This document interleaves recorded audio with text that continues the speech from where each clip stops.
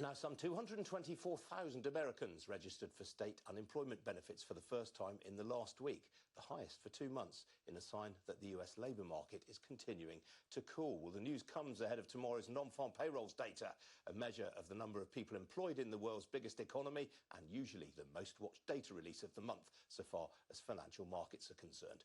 Well, Wall Street's expecting the figures to show that 180,000 jobs were added in January.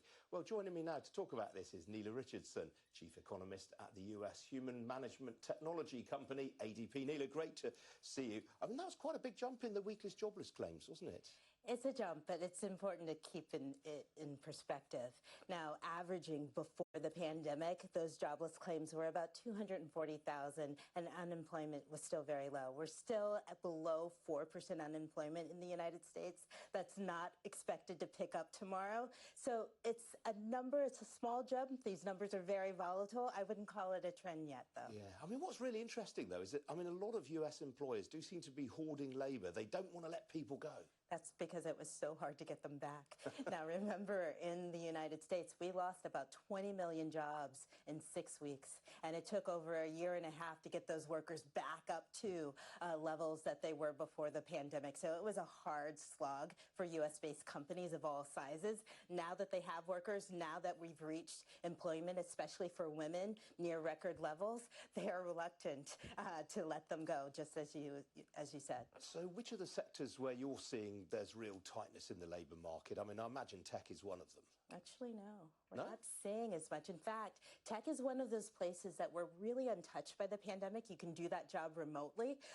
And what we've seen is that companies maybe overextended in terms of tech. When the economy was shut down and everybody was ordering smoothies online, the digital economy really came to the fore. Lots of hiring in tech. And now we're seeing maybe companies right-sizing that hiring. What's really seeing shortages or things like vocational skills that are needed, like plumbers, electricians, even accountants, those skilled professions, nurses, teachers, the care economy. And so these are places that have a longer-term shortage that has yet to be filled by the present labor market. So those are some big chunks in the US economy that you've reeled off yet there.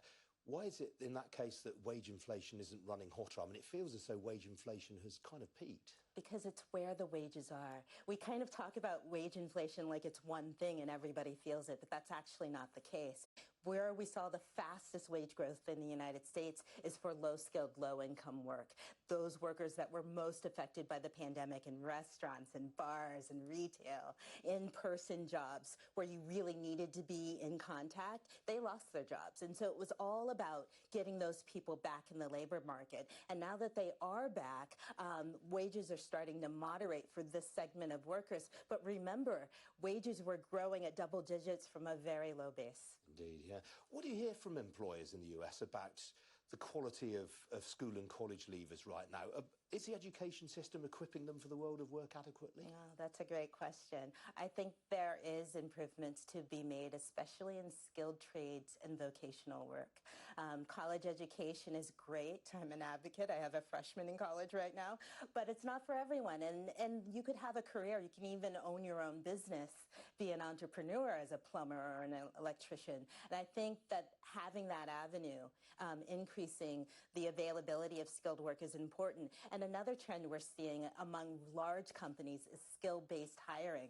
Hiring not because of your degree, but the skills that you acquire and maybe training workers in the skills that you need. That increases loyalty and longevity of your workforce. So it's a win-win. Very briefly, you mentioned there you didn't expect to see much drama around the non-farm payrolls figures tomorrow.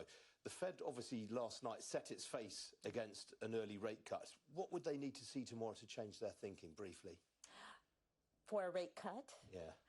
I don't think there's anything we'll see tomorrow that will lead to a rate cut in March. Okay. What we're seeing in the labor market at ADP, and we actually pay about 20% of the U.S. workforce, so our data is a pretty good indicator of what's going on, is that the labor market is cooling, hiring is slowing, but it's still solid. So for the Fed to move on a rate cut, they would have to see, unfortunately, some trouble in the U.S. economy, and we've been seeing solid growth instead. Okay, Neela, got to leave it there. Good to see you today.